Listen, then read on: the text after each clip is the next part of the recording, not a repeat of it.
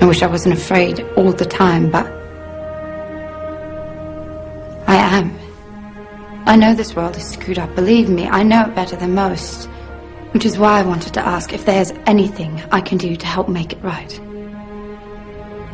Please let me know. If you wish.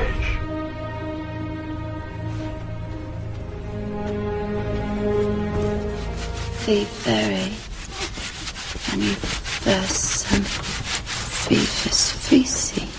By the power of truth, I, while living, have conquered the universe. Personal motto. From Faust. That's about trying to cheat the devil, isn't it? It is. And speaking of the devil, I was wondering if your offer to help was still standing. Of course. It appears that unforeseen circumstances have accelerated my original plan. As a result, I'm in need of someone with some theatrical skill. I'll do my best. I believe you will. We are consciousness. All that is, has been, and ever will be. There is nothing to fear. Whatever happens, we are always that. Mind fears, because it's programmed to fear. When we're conscious, there's no fear in this. It's a shake of the head. Pathetic. Pathetic. Pathetic. And we need to do this. Compliance. We need to challenge that. Not with violence, not even with aggression. We just need not to fight it. We need to walk away, because without our acquiescence, it cannot survive. You know, when you look at a pyramid, we've been manipulated to believe the power in a pyramid is at the top. It ain't. The top of the pyramid is there because the rest of the pyramid's holding it up. We're holding this whole thing together. There's a story I told many years ago of a British comedian called Larry Grayson, who died. I kind of knew him vaguely, and not closely, but vaguely. I went to his memorial service in Covent Garden, and this other comedian did this tribute to his life in which he read out this story that Larry Grayson had told him. When they were going around the variety halls and the theatres in the 60s, they had this all-male show. And Larry Grayson was the only woman in it because he was dressed up as a woman. And he said that the end of the show, the last scene, all the sailors, all the men came on dressed as sailors, and they were singing Rule Britannia. You know, Rule Britannia, Britannia rules the waves. Oh, I'm very pleased for you. Okay. And as it built up, Larry Grayson would come on dressed as Britannia with the helmet and the shield, and he would be manhandled up the side of this pyramid to the top for the big finish. And he said one night, he said things seemed to be going rather well. He said, and then I noticed that a sailor in the bottom left-hand corner had got rather a cough. And this cough got worse and worse and worse to the point where the sailor couldn't stay in the pyramid anymore and stepped out of it. Larry Grayson, symbolic of this elite at the peak of the pyramid, ended up in the second row. And the elite, the power center, had done nothing to bring about this. One sailor, the bottom of the pyramid, had got a cough. And the whole thing collapsed. And I listened to that and I thought, my God, yes, that's it. We, the powerless people, are holding the powerful people up there, and they know that. They're terrified of us realizing that. Do you remember that movie, animated movie, A Bug's Life? A Bug's Life with the grasshoppers? And what happened was, there was these ants, and Ant Island, as they called it, and these grasshoppers used to come every year and take all the food, and the ants had to spend a whole year gathering the food together for the grasshoppers because they were terrified of the grasshoppers. There weren't many of these grasshoppers, and one day, they're in their winter quarters in a tree, these grasshoppers, and they've got all the food they need, and someone suggested among the rank and file grasshoppers that they didn't need to go to Ant Island this year because they had all the food they needed.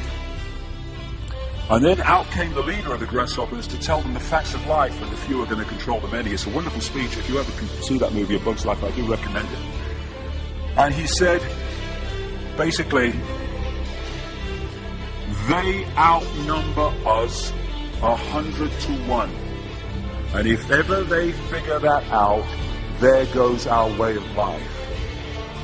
So we have to keep the pressure on, basically. We have to keep them working, so they don't figure out where the real power is.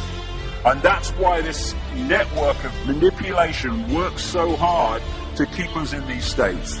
Like I said earlier, what are people leaving foreclosed homes for? Foreclosed by banks that have caused the unemployment that lead to them having to leave their homes. Stay there, refuse to leave, make it difficult for them. Expose them for what they are. We make it so easy, the non-compliance. No longer will we just do it because we're told to do it. Is it just? Is it right? Okay, I'll do it. Is it unjust? Is it not right? I ain't doing it. We start to make the decisions on what we will and will not do based on our values and not some imposition from the dark suits. These people are gonna give me, grant me, or grant me not my freedom. I'm all that is. You can't grant me freedom. No one can grant me freedom. I am freedom. It's what I am.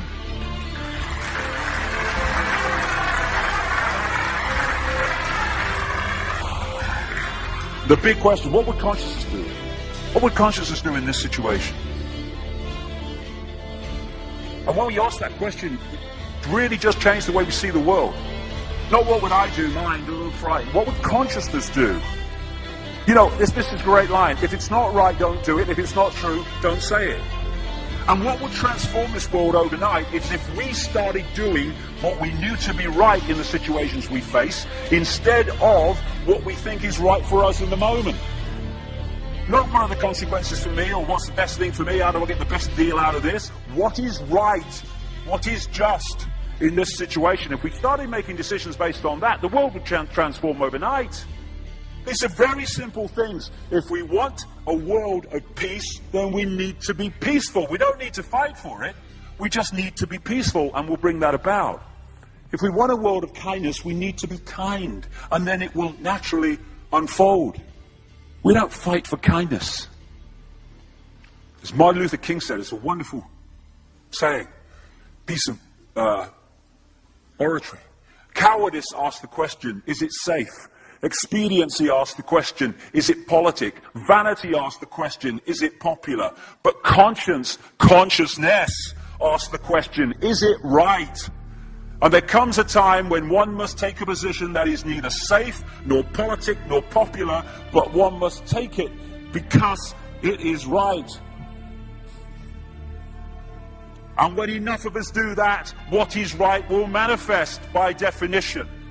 And we're in this position now where this vibrational change, this energetic change is taking place, where we can start cracking these eggshells, where we can start becoming the full magnitude of who we are, where we can be consciousness in the now, using mind to experience this reality instead of being governed by it, turning the key to let consciousness in. We're being offered this opportunity now. No longer can we say we didn't realize who we are, we didn't know we could do that. I was kind of waking up one day, and I saw this earth imprisoned, and I saw this big lock and a key going in and being turned. I went on the internet just very shortly afterwards. I was looking for a picture, not this one, and that's what I saw. The picture I'd just seen in my half kind of sleep. And that's what we're being offered the chance to do now, to turn the master key called becoming conscious that will bring an end to this. It's being given to us, we just need to take it. And to take it, we need to say enough. Enough of being enslaved by these people, enough of being enslaved by our manipulated ignorance, enough of being enslaved by the fear of being who we are.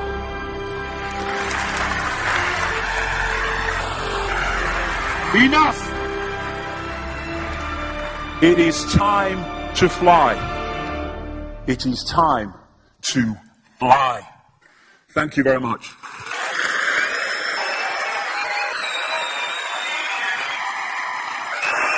Thank you. Thank you very much. Thank you. Thank you. Thank you.